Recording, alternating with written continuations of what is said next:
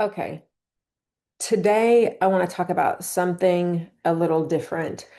And I didn't even really plan this as a topic. It's something that's been just coming up a lot in conversations that I've been having lately.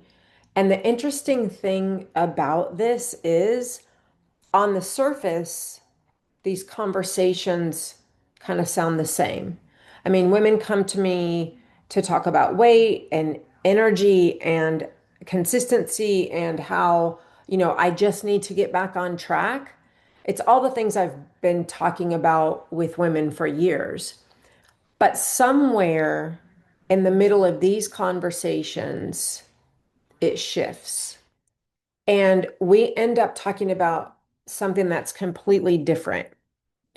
And what I've realized is that for a certain type of woman, this is not about food or about workouts.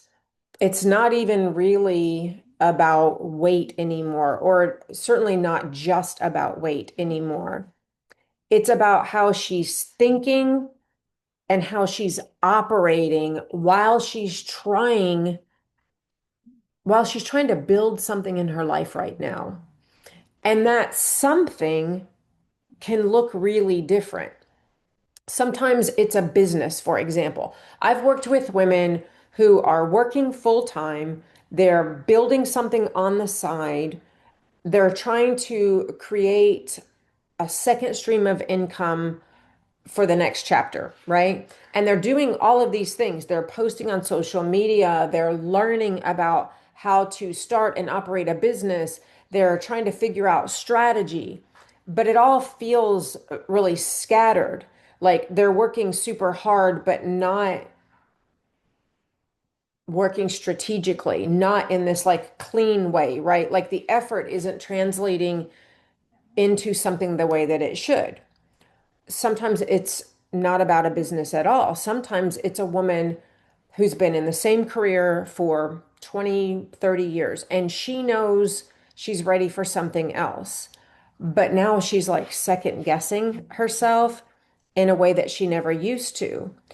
And it's not because she's not capable or she doesn't believe in herself, but because the way she's thinking about herself has shifted now that she's under this pressure.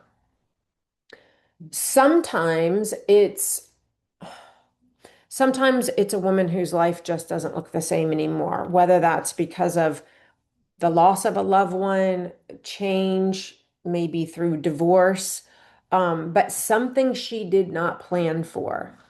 And now she's trying to figure that out. Like, how do I move forward? How do I move forward in a way that actually feels intentional, not just reactive to the situation, right? And so on the surface, all of those look like completely different situations, but in a way, they're not. Because the pattern is this: she is capable. She is a woman who knows how to work. She's not afraid of work. She's not afraid of effort. She knows how to follow through. So she's not sitting there thinking, like, oh my gosh, I just don't know what to do. Poor me. That's not the problem. The problem is in these conversations, the way she is thinking and operating while she's doing it creates this sort of friction that she can't quite solve. And it shows up in, I mean, she's getting things done, but not the right things. It shows up because maybe she's making progress, but it doesn't feel like it's clear and as controlled of progress as it should be. So she's making decisions, for example, and then she's like circling back on them later, second guessing. She's reworking and rethinking and second guessing, like I said. And that part, all of that part, women keep inside. They don't say it out loud, but it's there, gnawing and nagging away.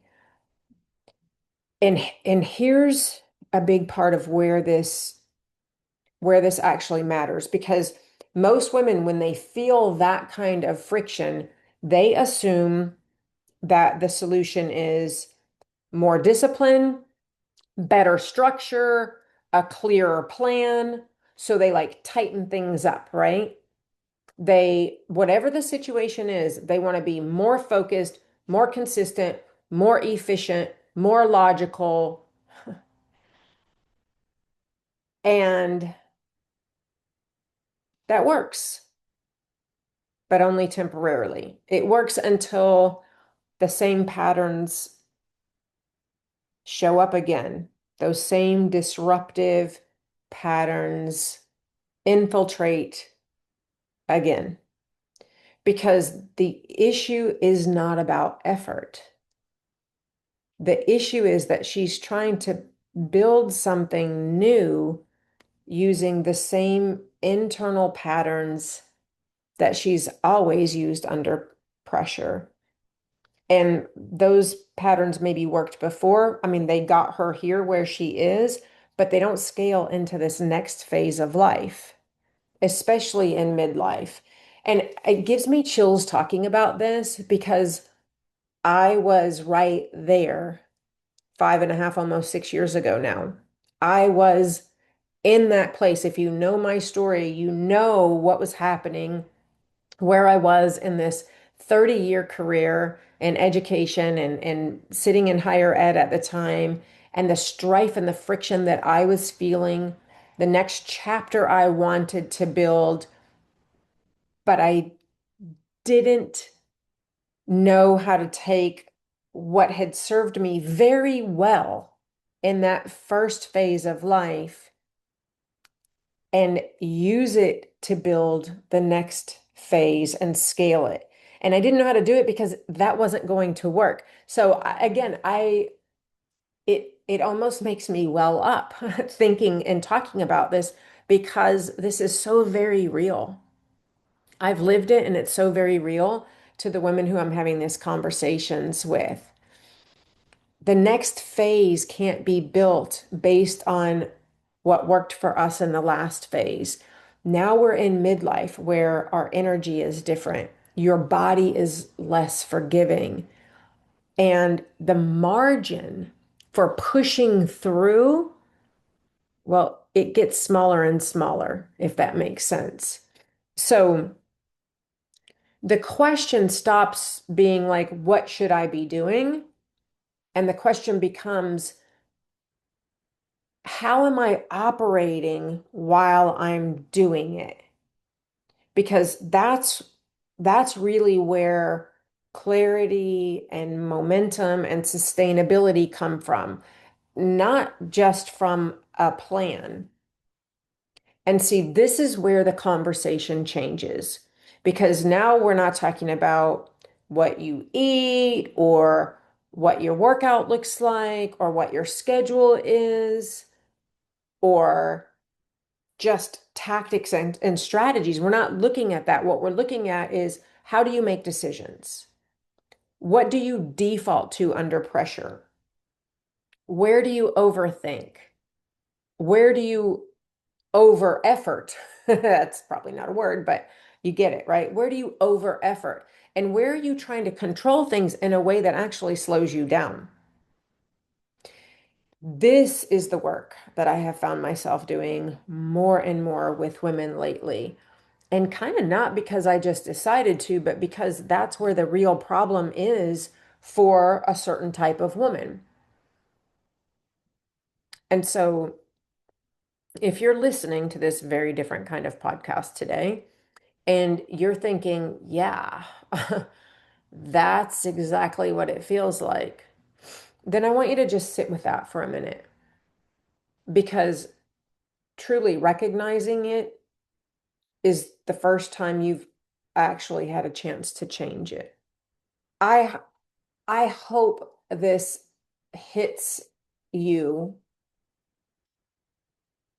in a way that makes you feel a little more at peace about what's happening. And if this is something that was meant to speak to you, it will hit you that way. Know that there's nothing wrong with you. Even though sometimes maybe you feel like you're going crazy, you're not, I promise. Again, I get chills talking about it because I remember that feeling. I remember being in that position and thinking, I'm losing my ever-loving freaking mind. You're not losing your mind. It is real, and there is a way forward. Takes work, but there is a way forward. Thanks for being here with me. I always appreciate your time and you listening and these conversations that we have. I mean that truly from the bottom of my heart, and I will see you right back here next time.